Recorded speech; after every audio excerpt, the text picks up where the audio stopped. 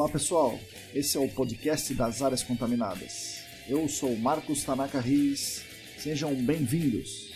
A trilha sonora é dos escalafobéticos Mauro Tanaka e Guilherme Durão, @azalatosampa e @guilherme.durão.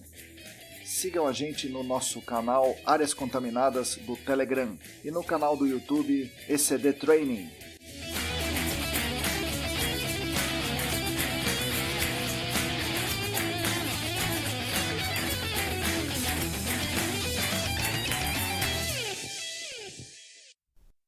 Olá pessoal, para você que está lavando a louça, estendendo a roupa, andando no transporte, andando no Uber e com o medo danado da Covid, está calibrando modelos, bom dia, boa tarde, boa noite. Eu sou Marcos Tanaka Riz, esse é o podcast Áreas Contaminadas, oferecido pela ECD Training e pelos nossos colaboradores do Apoia-se, e editado por Lilian Coreaço Riz. Essa é a edição número 49, o 13º episódio da segunda temporada. A nossa missão é levar conhecimento e divulgação científica da área do GAC para toda a nossa comunidade, além de falar um pouco sobre meio ambiente, ciência, economia, tecnologia e um pouco de outras coisas também. Com isso tudo, continuamos tentando ajudar todas e todos vocês, dando poder pelo conhecimento e dando voz pelo reconhecimento. Agradeço muito a companhia de todas e todos vocês.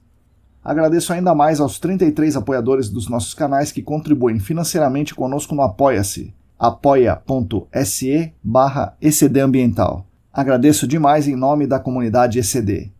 Os apoiadores atuais são Ábila de Moraes, Alain Humberto, Átila Pessoa, Bruno Bezerra, Calvin Yost, Cristina Maluf, Denise Oliveira, Diego Silva, Fabiano Rodrigues, Felipe Nareta, Felipe Ferreira, Heraldo Giachetti, João Paulo Dantas, Juliana Mantovani, Larissa Gaudiano, Larissa Macedo, Leandro Freitas, Leandro Oliveira, Lilian Puerta, Luana Fernandes, Luciana Vaz, Marina Melo, Roberto Costa, Rodrigo Alves, Sérgio Rocha, Tamara Dias, Tatiana Citolini, Wagner Rodrigo, William Taquia e mais 4 apoiadores anônimos.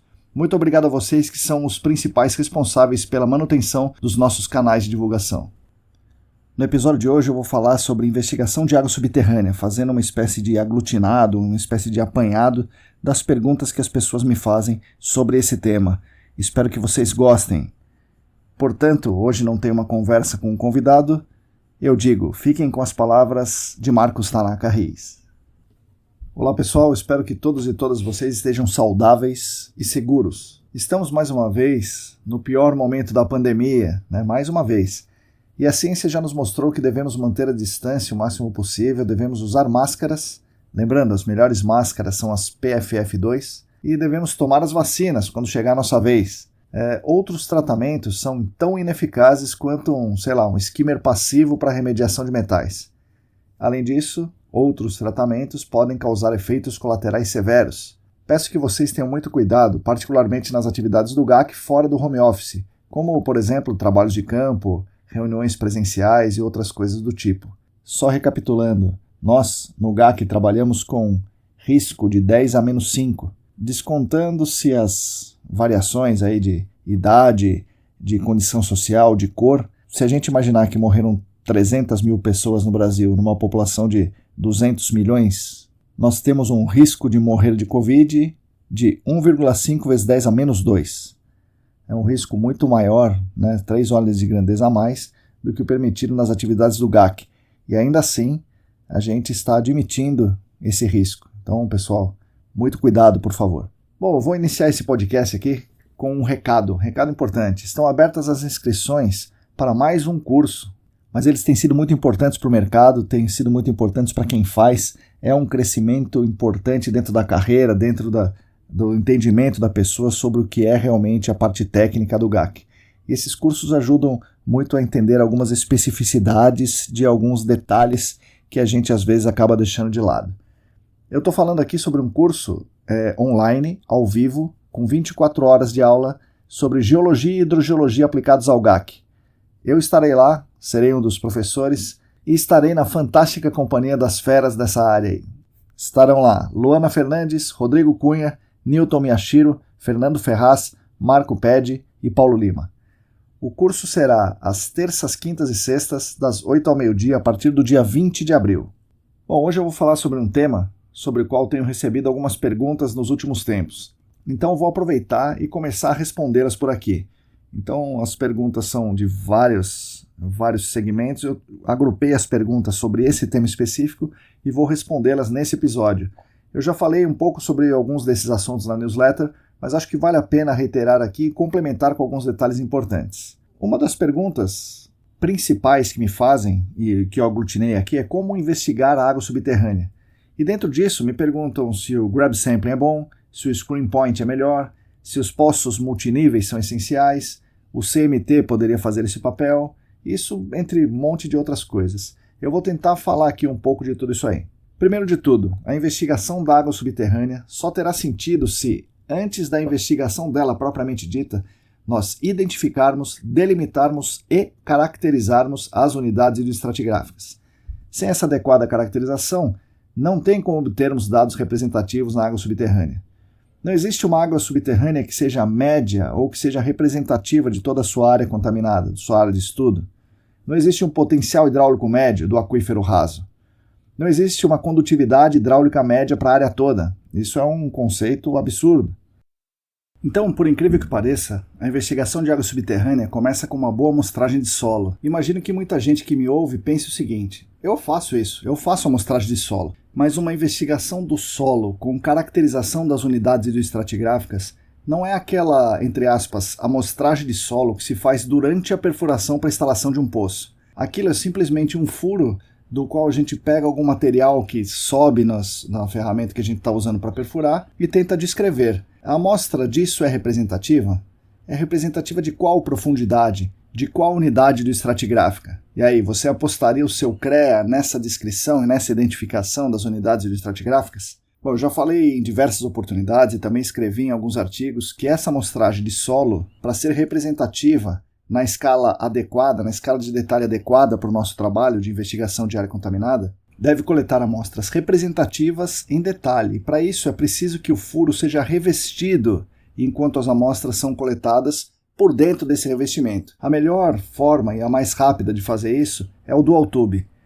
Fora isso, a gente pode usar também o piston sampler, que é muito bom. Ele não reveste o furo, mas ele impede que o material que não é daquela unidade estratigráfica entre no seu amostrador. Você pode usar o single tube revestido por hollows, ou ainda em último caso você pode utilizar o single tube, um amostrador por direct push, por cravação, revestido por aqueles revestimentos manuais de sondagem. Isso minimiza um pouco a situação, melhora um pouco a situação, pelo menos ele reveste o furo. Então, para você coletar amostras que permitam a identificação e delimitação das unidades hidroestratigráficas, você precisa coletar as amostras revestidas. Bom, além da amostragem de solo, para identificar e delimitar as unidades hidroestratigráficas, podem ser usadas ferramentas de aquisição de dados em tempo real, que funcionam muito bem para isso. Essas ferramentas seriam, por exemplo, o HPT, ou o DPIL, ou o CPTU, e tem algumas outras que fazem esse trabalho muito bem feito também. Eu particularmente gosto muito do CPTU e recomendo, não só eu, mas muitos pesquisadores do exterior, como Joe Quinnan, utilizam o CPTU para a identificação das unidades hidroestratigráficas. Só lembrando que essas ferramentas, elas coletam dados, muitos dados em tempo real, elas não coletam amostras de solo, elas são medidas indiretas, elas permitem o reconhecimento e a delimitação das unidades, porém você não tem a amostra na sua mão. Bom, agora falando da etapa seguinte, ou seja, você já identificou, já delimitou as unidades hidroestratigráficas, mas você ainda não conseguiu caracterizar essa unidade hidroestratigráfica totalmente. Você precisa, no mínimo, mandar amostras, no plural, amostras de solo para laboratórios, no mínimo para fazer análise granulométrica. Para isso, você precisa da amostra de solo na sua mão. Então, ainda que você tenha feito um HPT, um CPTU, você vai precisar fazer uma amostragem de solo, pelo menos para coletar amostras e aí mandar para análises granulométricas, isso no mínimo, né? E aí, se estamos falando de unidades hidroestratigráficas, é necessário caracterizá-las hidraulicamente também.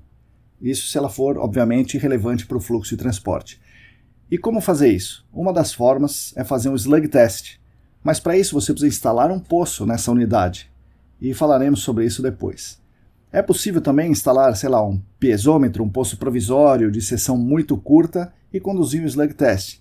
Ou você pode utilizar uma ferramenta de cravação por direct push, a mesma que a gente usa no screen point, que eu vou falar sobre isso também, e fazer aí um slug test por dentro dessa ferramenta, A Geoprobe tem um sistema muito interessante chamado Pneumatic Slug Test, que ela aplica uma pressão com um packer, né? Ela tem um packer e aplica uma pressão de ar, né? E tem um transdutor acoplado na ponteira, e você mede a pressão que você injeta e depois solta essa pressão e a pressão de recuperação, né, do seu aquífero por dentro das ferramentas de Direct Push. Mas enfim, isso aí eu não sei de ninguém que tem essa ferramenta no Brasil, embora seja muito interessante, eu não sei de ninguém que tem isso aí. Mas é possível fabricar uma ferramenta dessa, né? Se você tem essa vontade de investigar a condutividade hidráulica em cada unidade de estratigráfica, acho que seria legal você desenvolver o seu próprio Pneumatic Slug Test, não é algo tão difícil de fazer. Outra ferramenta que pode ser usada é uma forma muito simples, muito barata e também é muito eficiente de determinar a condutividade hidráulica daquela unidade de estratigráfica, é fazer um ensaio de infiltração. Esse ensaio é um ensaio simples, é de infiltração de sondagem, é utilizado na geotecnia, basta procurar nos boletins da ABGE, e também lá no Senac, dois profissionais excelentes fizeram trabalhos de conclusão do curso baseado nesse ensaio. Um deles é o Fernando Ferraz, que é da Ingesolos, e esse trabalho dele está publicado na revista Interfaces, e a outra é a Luana Fernandes, é da FX, e a Luana fez o trabalho dela em uma unidade de estratigráfica muito arenosa, né, de muito fluxo. Em breve o trabalho dela estará publicado também. Enfim, é algo simples, é algo barato, é relativamente fácil de fazer e é muito eficiente. Bom, se você por acaso usou HPT, DPIL ou CPTU, você pode ter uma ideia da condutividade hidráulica das unidades de estratigráfica sem o slug test, sem o ensaio de infiltração. Mas não é um número, né? Você vai ter uma ideia sobre a condutividade hidráulica dessa unidade de estratigráfica, isso pode te servir. Enfim, tendo feito tudo isso, a delimitação, as análises granulométricas, a condutividade hidráulica, você terá caracterizado a sua unidade de estratigráfica. Eu imagino que enquanto coletadas as amostras de solo para identificar e delimitar as unidades hidroestratigráficas, você já deve ter feito uma varredura vertical com essas amostras de solo. Ou seja, no perfil completo você já verificou qualitativamente a presença das substâncias químicas de interesse que você está procurando. Essa substância pode ser um LNEPL, pode ser um clorado, pode ser metais, pode ser PCB, seja como for, você já deve ter nas amostras de solo feito a sua varredura vertical. Aí no momento da amostragem de solo já foi feita a varredura e a seleção de amostras que iriam ou que foram para o laboratório de análises químicas. Eu lembro que, como são unidades hidroestratigráficas, mais uma vez, vou repetir, hidroestratigráficas, essas amostras de solo devem ser tomadas incluindo na zona saturada. E a varredura vertical das substâncias químicas de interesse devem ser feitas também na zona saturada. E aí, nesse ponto, você já caracterizou, já delimitou, já verificou a relação meio físico contaminante, você precisa investigar a água subterrânea. A investigação do impacto dessa contaminação na água subterrânea precisa ser feita coletando-se uma amostra de água representativa dessa unidade de estratigráfica que você escolheu, dessa ou dessas unidades hidroestratigráficas que você escolheu. Um detalhe muito importante. Você deve tomar uma amostra de água para cada unidade hidroestratigráfica que você considera relevante para o fluxo. E nessa investigação, as unidades hidroestratigráficas mais relevantes são as de fluxo, ou seja, as que permitem o trânsito da água e das substâncias químicas de interesse em fase dissolvida. Você já sabe, eu já falei aqui, tem muitos estudos que indicam que a descarga de 75% da massa em uma seção transversal de uma pluma ocorre em menos de 15% da área dessa seção transversal. Portanto, ela ocorre por caminhos preferenciais, as chamadas zonas de fluxo. Então, como amostrar água nas zonas de fluxo, nessas unidades hidroestratigráficas? E além disso, quais são as ferramentas disponíveis para mostrar a água subterrânea nessas unidades hidroestratigráficas de fluxo e somente nessas unidades, sem que haja mistura com outras unidades hidroestratigráficas? Bom, pode-se utilizar poços de monitoramento de certa forma convencionais, com 2 polegadas de diâmetro, instalados com hollow ou com trado e revestimento, porém com uma seção filtrante pequena, pegando apenas o comprimento dessa unidade hidroestratigráfica. Dependendo do tamanho da unidade hidroestratigráfica e do tipo dela, isso é difícil, especialmente se essa unidade é pequena, tipicamente menor do que 1 metro, e se for muito arenosa. Lembrando, a seção filtrante de um poço de monitoramento convencional é o tubo filtro mais o pré-filtro, que precisa ficar totalmente dentro da unidade. Então o pré-filtro também precisa ficar dentro da unidade. E isso é difícil em unidades hidroestratigráficas menores que 1 metro. Imagina que a unidade tenha 1 metro e você coloque um filtro de 1 metro. Você ainda tem 30 centímetros de pré-filtro acima. Então você teria que colocar 70 centímetros de filtro para que o seu pré-filtro ficasse com 1 metro. É algo complicado. Ainda mais utilizando uma Rollo, que é uma ferramenta grosseira, né? Então para você acertar esse 1 metro, menos que 1 metro, ficaria muito complicado. Em areias, essa instalação é ainda mais difícil, porque não é um negócio fácil colocar o pré-filtro e o selo na posição correta, uma vez que a areia quer invadir o seu revestimento e fica aquela confusão toda. Obviamente é possível fazer, já vi ser feito muitas vezes, mas não é algo trivial. Então instalar um poço de monitoramento de 2 polegadas com Rollo em uma unidade hidroestratigráfica pequena que tem areia é algo complexo. Pode ser feito, mas é complexo. É claro que instalar um poço com essa configuração tem vantagens, tem muitas vantagens. A maior delas é permitir o acompanhamento temporal da evolução dessas concentrações, ou seja, permitir o monitoramento. Só que, ao mesmo tempo que permite esse monitoramento, meio que obriga o consultor a fazer esse monitoramento, tornando-se um gerador de custos, que pode funcionar como um vetor de contaminação e um gerador de custos, uma obrigação permanente de se monitorar aquele poço. Bom, você deve se perguntar, além do poço, que outras alternativas temos? Em linhas gerais, temos ferramentas de injeção-sucção de água subterrânea, temos as amostragens diretas e temos os poços especiais. As duas primeiras, a injeção-sucção e as amostragens diretas, não permitem o monitoramento. Os poços especiais permitem o monitoramento dentro de certos limites aí. As ferramentas de injeção-sucção de água são basicamente o Waterloo APS, que é exclusivo da Cascade, uma empresa nos Estados Unidos, o HPT GWS, fabricado pela Geoprobe, já está presente no Brasil.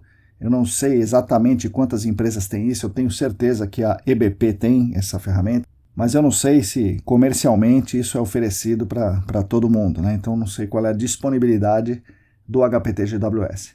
E temos também o perfilador vertical do aquífero, que eu chamo de PVA, foi desenvolvido por nós aqui na ECD, baseado no Waterloo APS, está descrito lá na minha tese, qualquer um pode fazer algo parecido com ele. Essas ferramentas se baseiam na injeção de água deionizada em todo o perfil e acompanhamento da pressão dessa injeção.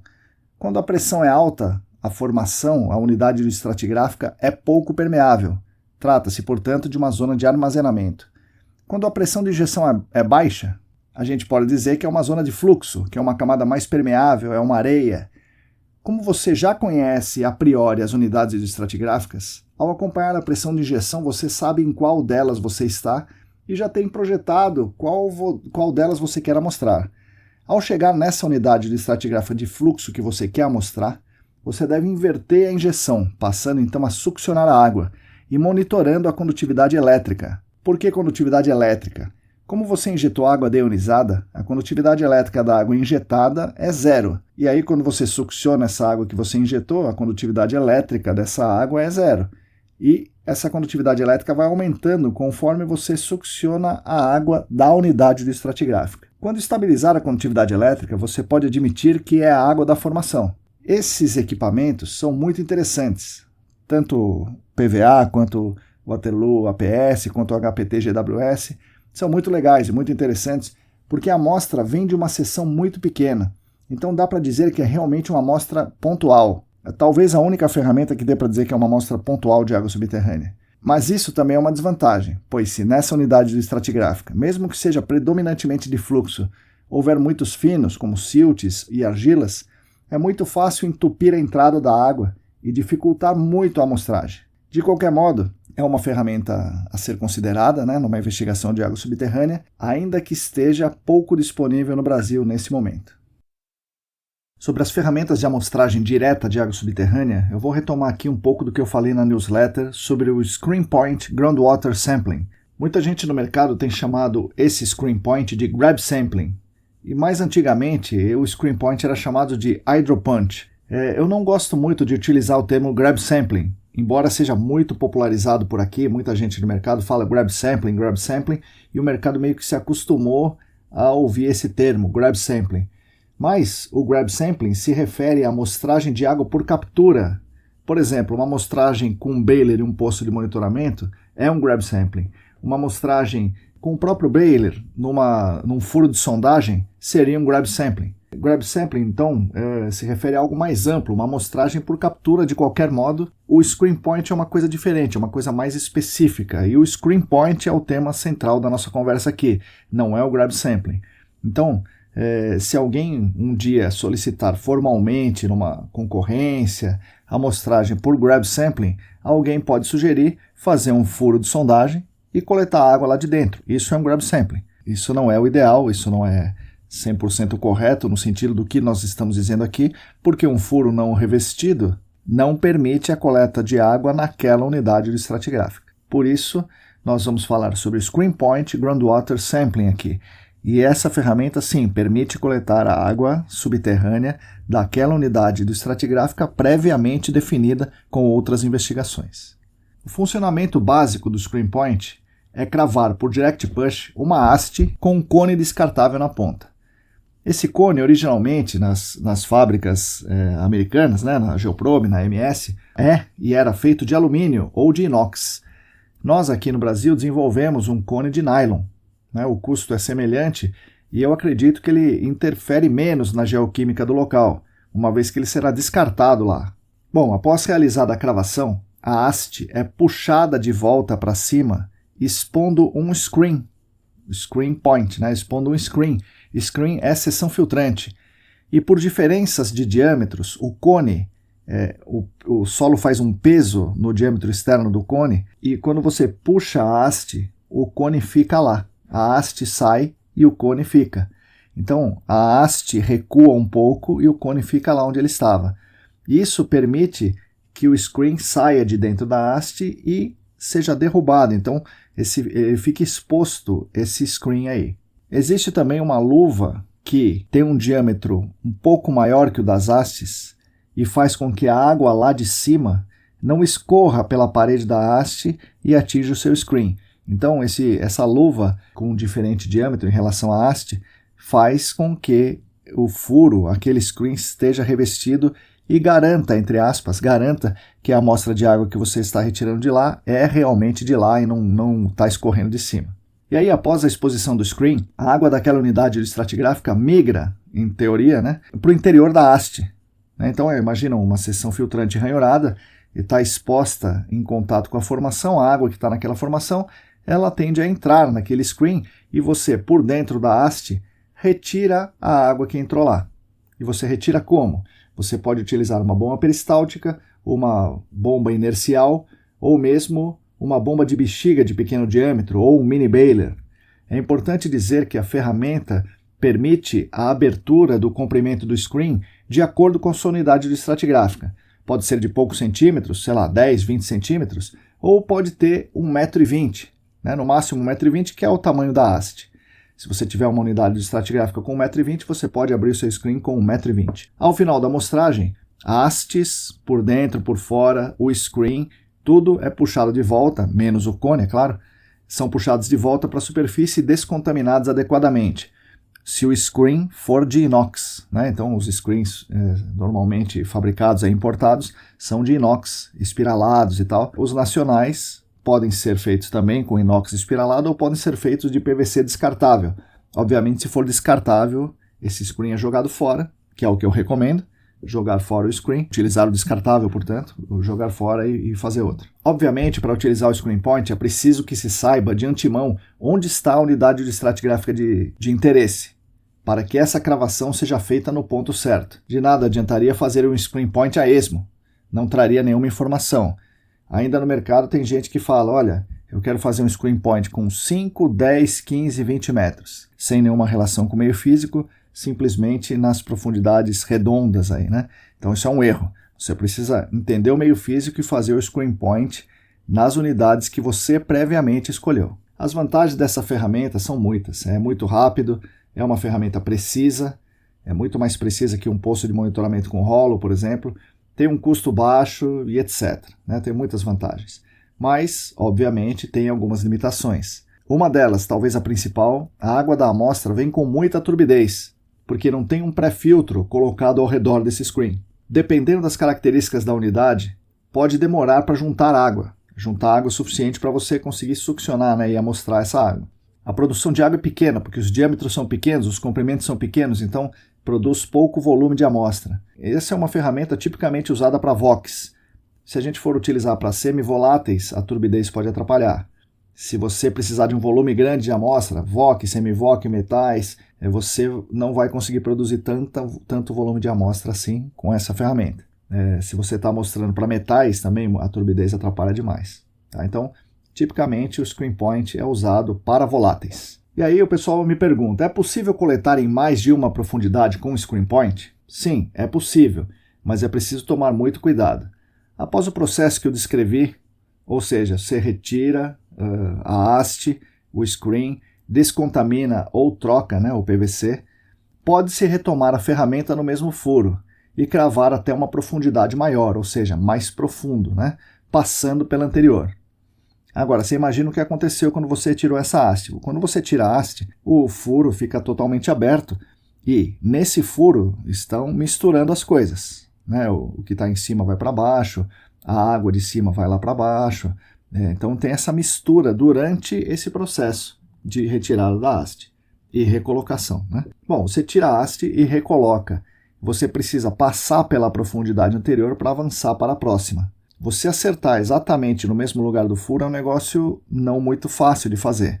É possível, mas não é muito fácil. Se você desviar um pouquinho, se você ficar um pouquinho para o lado, o seu furo pode dar uma desviada, fazer um ângulo, porque a sua perfuração vai buscar o furo anterior. Então, a sua haste pode ficar inclinada, o que pode te trazer prejuízos. Portanto, é importante que não haja um desvio no furo, que se garanta que a ponteira saiu do caminho, porque você deixou uma ponteira de nylon, ou de inox, ou de alumínio lá embaixo, você precisa que ela saia do caminho. E, ao mesmo tempo, garantir que não está havendo migração de camadas superiores para a amostra dessa profundidade maior.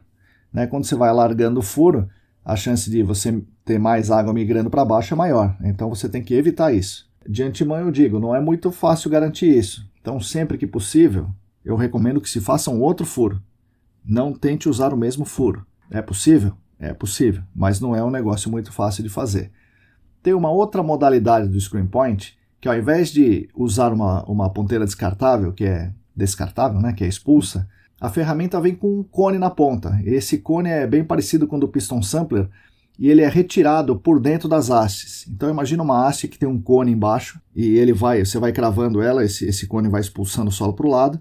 Quando chega na profundidade que você quer, você retira o cone por dentro das hastes. O cone, obviamente, tem um diâmetro menor que o das hastes e ele sai. E aí você coloca um tubo por dentro, você coloca o screen por dentro das hastes e puxa as hastes. Fácil de falar, não tão fácil de fazer, porque quando você puxa esse cone por dentro das hastes, você forma um êmbolo, e esse êmbolo puxa o material para dentro, principalmente se você está falando de areia. E você está falando de areia quase sempre, porque o screen point é feito para usar em areia. E aí, você puxa e entra um êmbolo ali, e o material entra dentro das suas hastes antes de você colocar o screen. E daí você tenta colocar o screen na profundidade e não consegue, porque está cheio de material por dentro. Aí você empurra o material com o screen e forma aquela lambança. Daí você tenta puxar a haste não sobe, o screen sobe junto, é uma confusão. E aí vamos lá, que você conseguiu fazer isso, expulsou. Depois você tem que tirar o screen e recolocar aquele cone. Imagina para você colocar o cone no lugar certo, cheio de lama, cheio de areia, de água por dentro dessas hastes. Então não é uma coisa adequada. Fora que você está levando água de cima para baixo, porque você amostrou ali e encheu o interior das suas hastes de água. E quando você for mostrar a próxima profundidade, você está misturando a água de cima com a água de baixo, não é o que você quer. Então, essa modalidade do screen point, que não usa ponteira descartável, não é adequada. E aí alguém pode perguntar o seguinte, eu consigo fazer uma amostragem com purga de baixa vazão com screen point? Bom, gostaria de relembrar a todos aqui que a NBR de amostragem de água, que é a 15847, se aplica à amostragem de água em poços de monitoramento. E relembro também que o objetivo aqui, no screen point, é outro, é coletar uma amostra somente daquela unidade de estratigráfica. Não é fazer uma estabilização de parâmetros que permita a coleta de uma amostra representativa do aquífero e tal e coisa. Você quer uma amostra de água pontual, naquela unidade. Se você não quer uma amostra de água representativa do aquífero, você não precisa fazer toda aquela purga. Você não precisa estabilizar os parâmetros. Então, é uma norma que não se aplica a essa técnica que nós estamos falando. Essa metodologia do Screen Point e as ferramentas de gravação para amostragem de água são normatizadas por uma norma ASTM.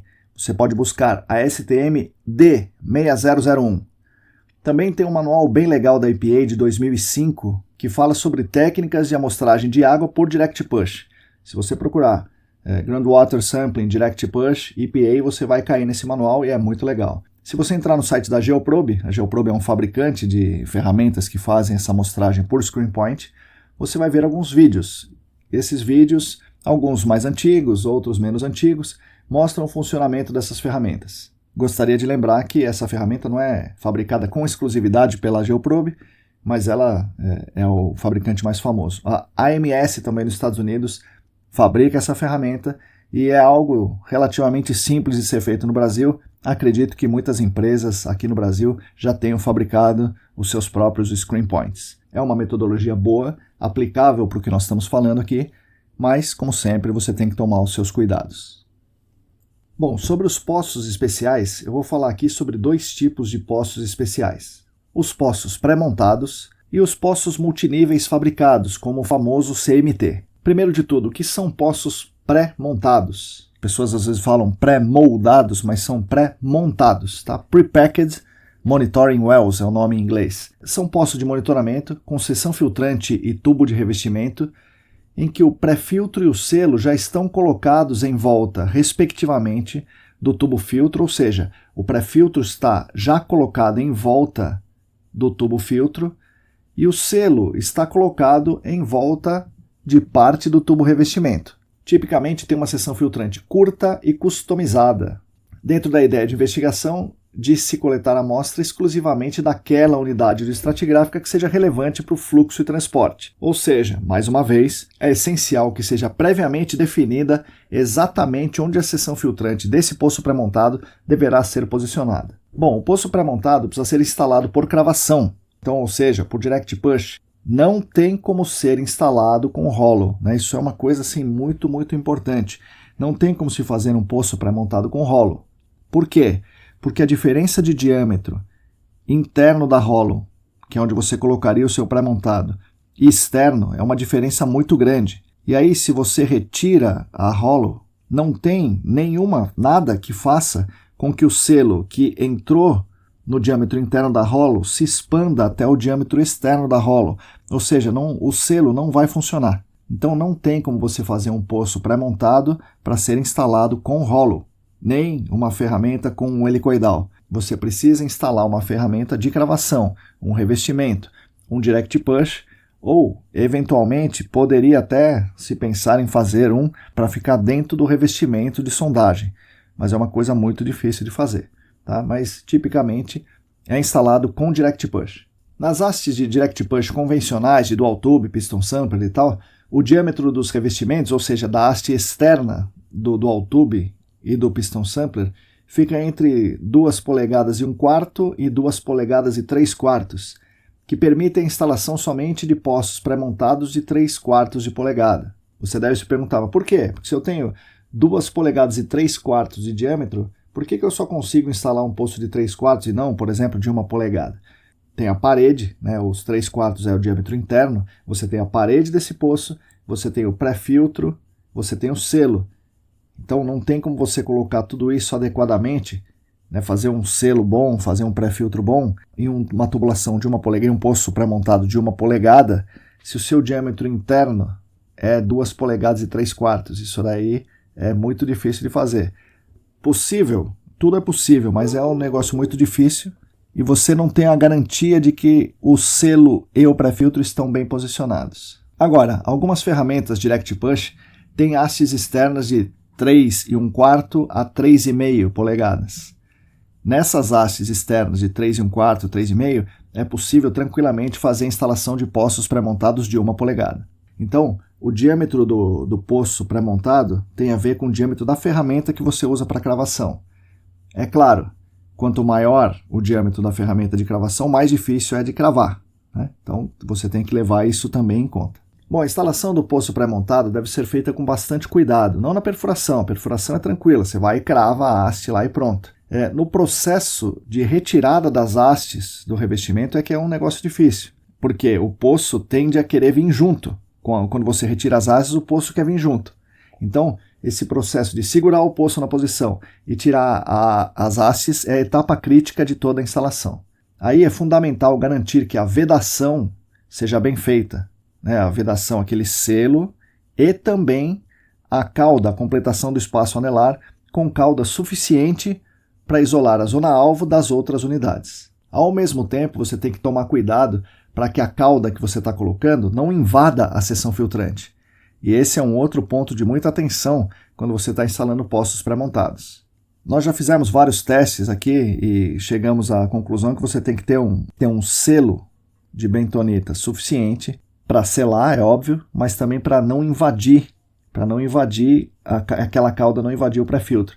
E a gente utiliza aqui uma espuma, né, uma espuma de 15 centímetros de espuma é o suficiente para que a cauda não invada o pré-filtro e é o suficiente para que isso fique bem vedado, bem isolado.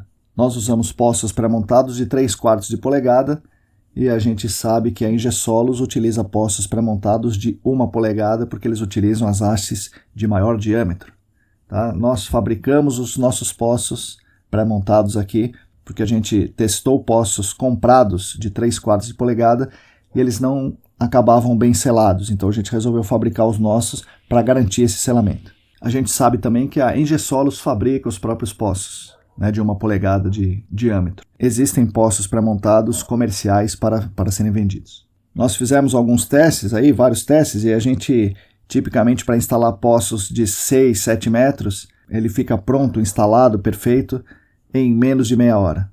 Então, durante um dia de trabalho aí, seria possível instalar aí 15 a 16 poços pré-montados, o que é uma economia de tempo muito importante no nosso projeto. Muitas vezes isso é algo relevante e a instalação de poços pré-montados possibilita que isso seja feito. Eu diria que é muito mais rápido do que fazer a amostragem por screen point, porque no screen point você precisa cravar as hastes e esperar juntar água.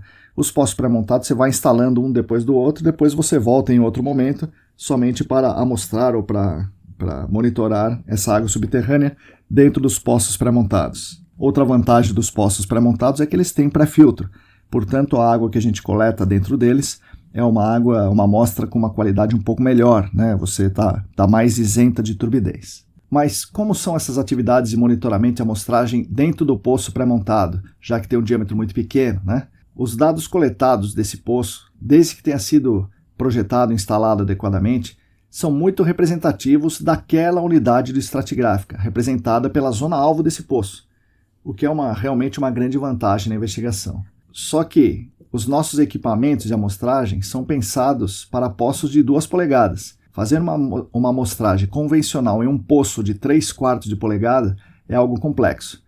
Para começar, o medidor de nível d'água. Não são todos que entram nos poços, e ainda assim é preciso tomar muito cuidado para que esse medidor não enrosque no poço. Não tem uma bomba de bexiga que caiba nesses poços pré-montados, então é preciso usar uma válvula inercial, um mini baler ou uma bomba peristáltica. Todos funcionam muito bem. Claro, se você for usar uma peristáltica, precisa que o nível de água seja mais raso do que 8 metros. Os que me perguntam, dá para fazer baixa vazão? Novamente, aquela mesma história. O foco de um poço pré-montado é diagnosticar uma área, coletar dados em escala de detalhe da água subterrânea de uma única unidade do estratigráfico. Repetindo, a norma de amostragem de água, que é uma amostra representativa do aquífero, por isso a purga com estabilização de parâmetros. Nós aqui não estamos querendo isso, nós queremos coletar uma água daquela unidade do estratigráfico. Mas se você quiser muito, você pode fazer. Se você estiver usando a bomba peristáltica, você acopla a bomba peristáltica numa célula de fluxo e faz aí a estabilização de parâmetros. Aí você me pergunta, mas espera aí, e a perda de voláteis e tal? Tem a traquitana, né, que a gente costuma chamar aqui de trapeador de voláteis, que você não faz o vácuo na amostra, você faz o vácuo diretamente no frasco que você vai coletar a amostra, portanto, você não tem perda de voláteis nesse caso. Mas aí você precisaria de um trapeador de voláteis, que não é um negócio trivial, você precisa construir o seu, e para evitar esse problema. E aí, em resumo, os poços pré-montados são excelentes alternativas para investigação de fase dissolvida, com detalhes, em escala de detalhe, em uma única unidade de estratigráfica. Além da grande precisão da instalação, muito maior que uma instalação de um poço com rolo, por exemplo, aqui no pré-montado você tem possibilidade de ser bem preciso na instalação. Os poços pré-montados têm também a vantagem de exigir menos material, gerar menos resíduo, já que você não perfurou com o rolo, você não gera aquela quantidade enorme de resíduo, e serem muito rápidos de instalar, o pré-montado é muito mais rápido. Existem limitações, é óbvio, é mais difícil atingir grandes profundidades com Direct Push, comparado com rolo, ainda mais se o Direct Push for de grande diâmetro, como as hastes de 3,5, 3,25. Além disso, o pequeno diâmetro dos poços pré-montados pode dificultar o seu trabalho depois. Nos Estados Unidos, essa discussão já está superada, muito material foi produzido sobre isso, tem diversos artigos que comparam os resultados de um poço convencional com um poço pré-montado, e os resultados são muito bons. Você pode encontrar artigo no site da Geoprobe, por exemplo. No site da Geoprobe você também consegue pegar folders com especificações técnicas e assistir a alguns vídeos de como instalar isso, qual é a vantagem, etc. Existe uma norma da ASTM que também regula a instalação de poços pré-montados. Se você quiser dar uma olhada nisso, a norma da ASTM é D de dado, D6725. Eu mesmo, no meu canal, ECD Training, fiz um vídeo explicando como é que a gente usa esse poço pré-montado aqui no Brasil, como a gente fabricou, quais as especificações, etc. Se você entrar no nosso canal do YouTube, youtube.com/c/ecdtraining, você vai chegar no nosso canal, lá tem um monte de coisa, como podcasts, mas tem um vídeo lá, dá uma procurada que você vai ver um vídeo onde eu ensino como instalar poços pré-montados.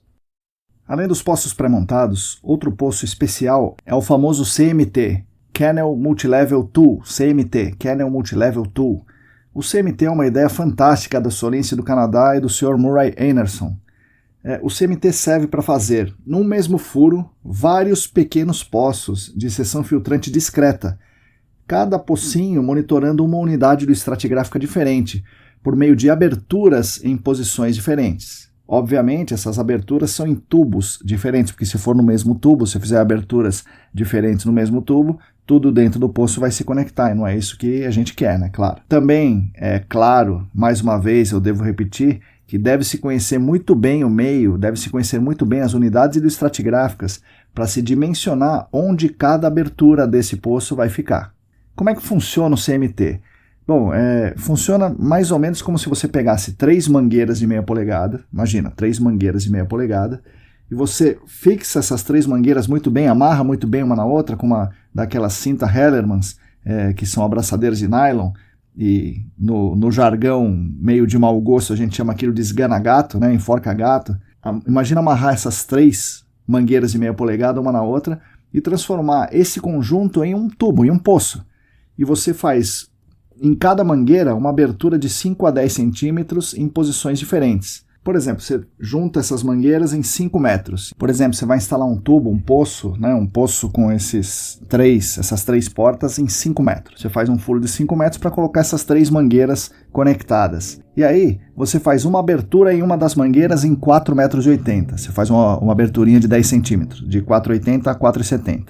Outra abertura em 3,50 na outra mangueira. Você pega a outra mangueira e faz de 3,50 a 3,40 e a terceira em 3 metros na terceira mangueira. Essa é a ideia do CMT. Só que ao invés de mangueiras unidas com cintas Hellerman, são um tubo fabricado especialmente para fazer isso. Um tubo comercial fabricado para isso. Pode ter 3 canais ou 7 canais. Com isso, em um único furo, você instala 3 pós de monitoramento, com abertura de 5 a 10 centímetros, que podem ser usados para medir o potencial hidráulico naquela pequena porção, ou avaliar a condutividade hidráulica naquela porção, ou, que é o mais comum, avaliar a concentração de substâncias químicas em fase dissolvida naquela unidade de estratigráfica pequena, de 5 a 10 centímetros. O que é um negócio fantástico e está totalmente de acordo com o que a gente prega sobre investigação aqui. Agora, a ideia é genial, mas tem alguma coisa que impede que isso seja largamente utilizado.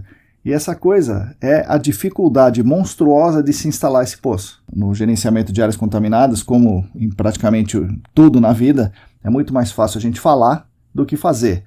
E o trabalho de campo no GAC, isso é ainda mais presente. A primeira parte, eu vou tentar explicar a dificuldade disso falando sobre a instalação de um poço convencional, com rolo, um poço de 2 polegadas, numa situação em que você tem uma grande coluna de água, né, então um poço afogado, com uma grande coluna de água numa camada de areia. Imagina essa situação, você tem que instalar um poço, o nível d'água é 5 metros, você tem que instalar um poço com 15 metros, nessa camada de areia, que vai dos 14 aos 15 metros, é areia, e você tem que instalar o poço ali.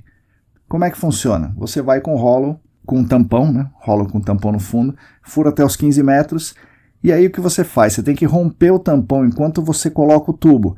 Quando você rompe o tampão e coloca o tubo, entra um monte de água para cima, querendo lançar o tubo para fora do poço. E, além da água, entra muitas vezes, se for uma areia fina, entra areia fina por baixo, com uma pressão muito forte. Então é muito difícil você colocar o tubo na posição e romper o tampão.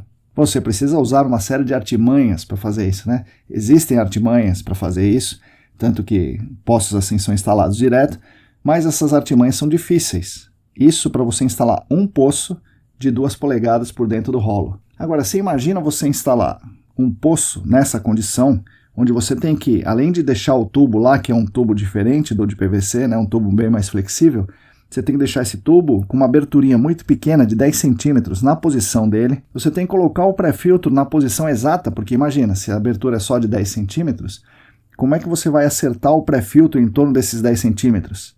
Numa condição dessa, é muito difícil.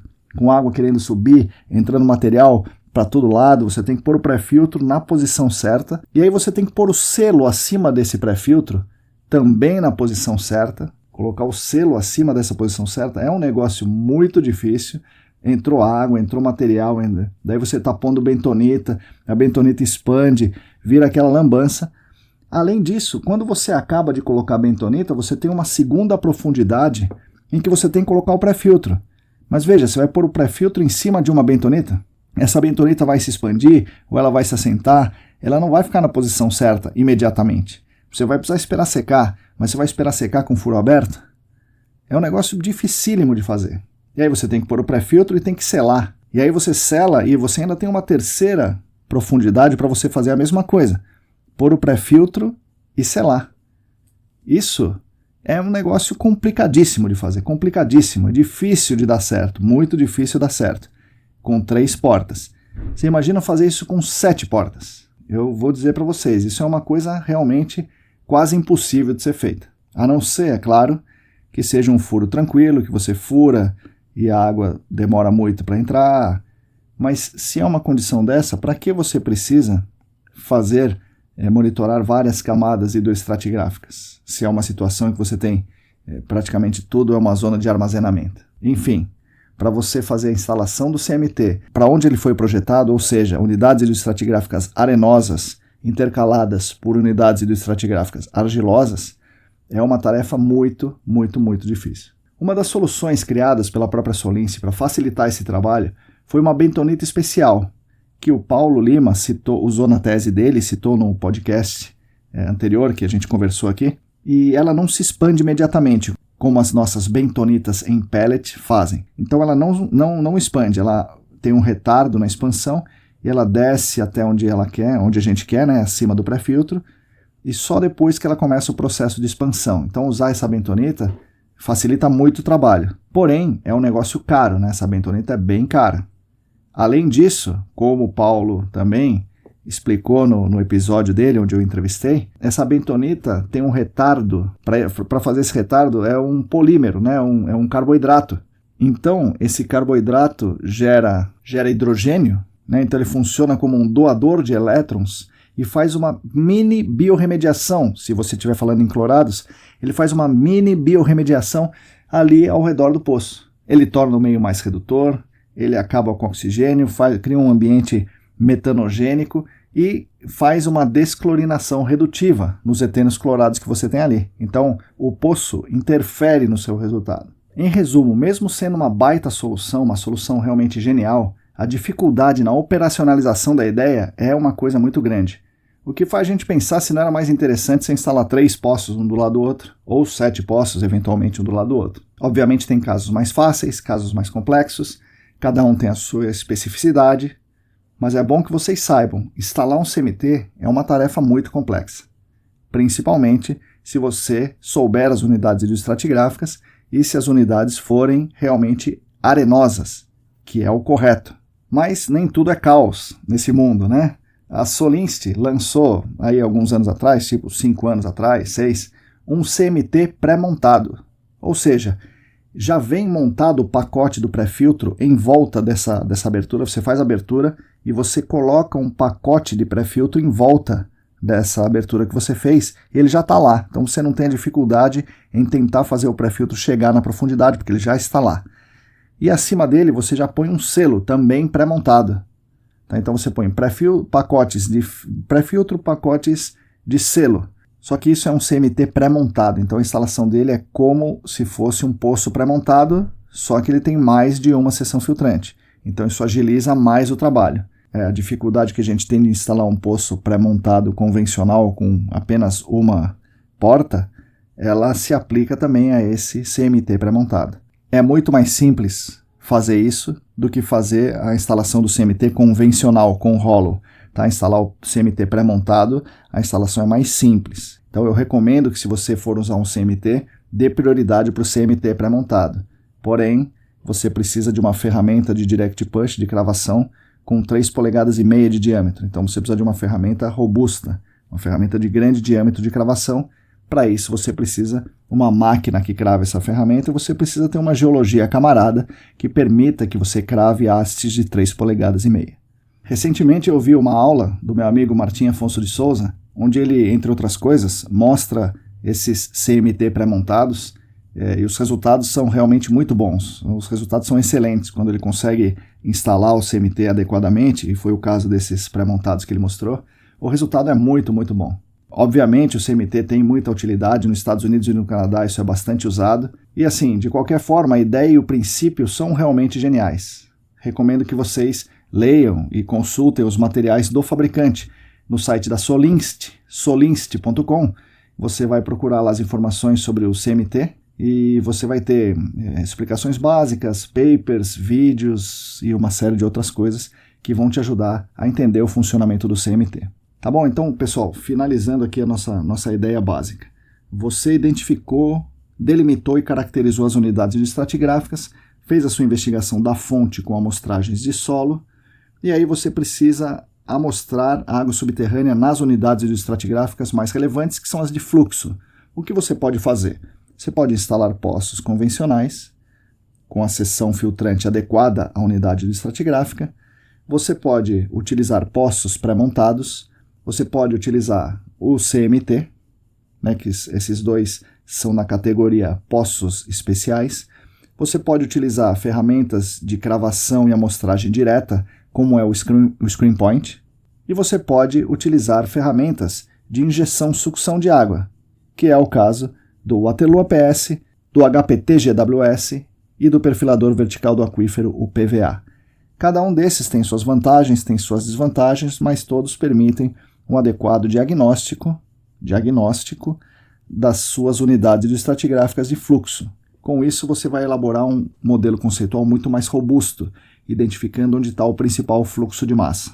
Pode ser que depois disso você precise monitorar essas unidades estratigráficas, e para monitorar, você precisa de um instrumento adequado para o monitoramento. E aí você precisa de poços de monitoramento. E aí podem ser poços convencionais, de 2 polegadas, mas você tem que deixá-los na unidade estratigráfica. Você pode usar o CMT, o poço pré-montado, ou alguma outra coisa aqui. O Screen Point não vai funcionar para isso. E o Waterloo APS e outras de injeção-sucção também não vão funcionar para monitorar. Tá bom? Então, basicamente, a ideia é essa.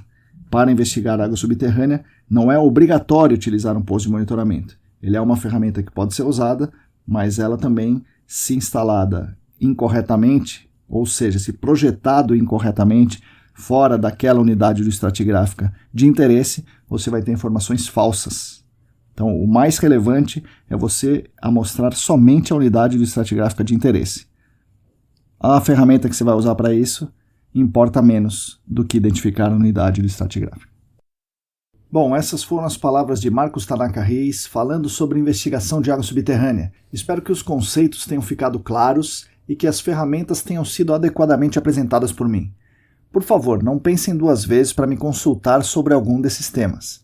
Na verdade, eu gostaria muito de ouvir feedbacks de vocês, se a minha explicação foi boa, se faltou alguma coisa, se vocês concordam comigo. Eu estou, como sempre, aberto aí a sugestões, a críticas, dúvidas e etc., né? Tudo que vocês quiserem falar. Mais uma vez, gostaria de agradecer muito a todas e todos por me ouvirem. Gostaria apenas de retomar algumas coisinhas que eu não expliquei direito e considero importante esclarecer antes do final desse episódio. A primeira coisa, eu fiz a conta errada do risco de Covid. Se temos 300 mil mortos e 200 milhões de habitantes, morreram 0,15% dos brasileiros por causa da Covid-19. Claro que a estatística é muito mais complexa que isso, basta ver aí o teorema de Bayes que eu discuti na newsletter. Mas o risco, grosso modo, é de 1,5 vezes 10 a menos 3, não 1,5 vezes 10 a menos 2 como eu falei durante o episódio. De qualquer modo, é um risco muito maior que os 10 a menos 5, o 10 a menos 5 é de contrair câncer. Lembrando que esses 10 a menos 5 não é um risco de morrer de câncer, e sim de desenvolver o câncer. Tá? Então isso torna o risco com o qual a gente trabalha muito menor do que o risco que nós estamos nos expondo ao vírus SARS-CoV-2. Então, pessoal, cuidado, por favor. Bom, as ferramentas de injeção e sucção que eu apresentei, que são o Waterloo APS, HPT-GWS e o PVA, perfilador vertical do aquífero, têm uma enorme vantagem embutida nelas. Elas permitem uma excelente delimitação das unidades estratigráficas por causa do controle da pressão da injeção. Então são excelentes ferramentas para identificar a unidade estratigráfica assim, no detalhe, sabe exatamente onde começa e onde termina a unidade hidroestratigráfica por causa da variação de pressão da injeção. Na verdade, essa informação é a principal que ela oferece. A principal que essas ferramentas oferecem é a informação da unidade hidroestratigráfica. A amostragem de água é um bônus. Portanto, eu aconselho vocês, sempre que possível, utilizem o Waterloo APS, utilizem o HPT-GWS, utilizem o PVA, porque são ferramentas excelentes. O terceiro ponto.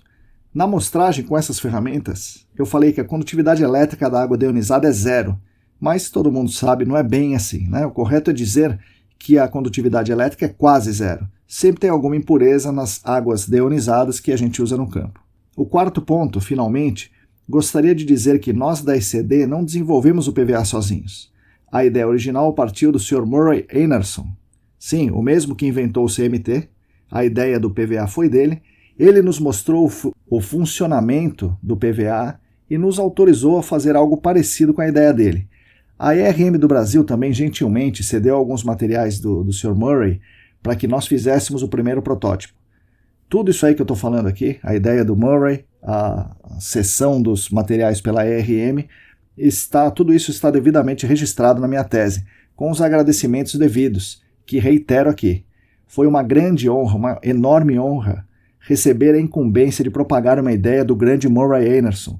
É, na minha opinião e na opinião de muitos, um dos grandes gênios do GAC. Enfim, é isso aí. Agradeço demais aos apoiadores financeiros do canal que possibilitam as minhas pesquisas semanais que divulgo aqui no podcast e também na newsletter. Assine a nossa newsletter. Nossa newsletter é um negócio muito legal. Você que está me ouvindo e não lê a newsletter, recomendo. Leia. Leia que você vai ter muitas informações aí toda semana chegando na sua caixa de e-mail. Nós da ECD Training, junto com vocês, continuaremos lutando por um mundo melhor e mais justo para todos e todas agora e também um mundo melhor e mais justo para as futuras gerações. Sigam a gente no YouTube, no Telegram, no Facebook, no Instagram, assine a nossa newsletter e fiquem conectados. Somos atualmente em 278 assinantes na newsletter. Temos 273 inscritos no canal do Telegram, 660 inscritos no canal do YouTube, 537 seguidores no Instagram e 33 colaboradores no Apoia-se. Falando no Apoia-se, vou repetir aqui, se você quiser e se você puder contribuir financeiramente conosco, entre no site apoia.se/ECDambiental. Escolha ali um valor, escolha a forma de pagamento e contribua financeiramente com a gente. A todos e todas vocês, muito obrigado e até a semana que vem.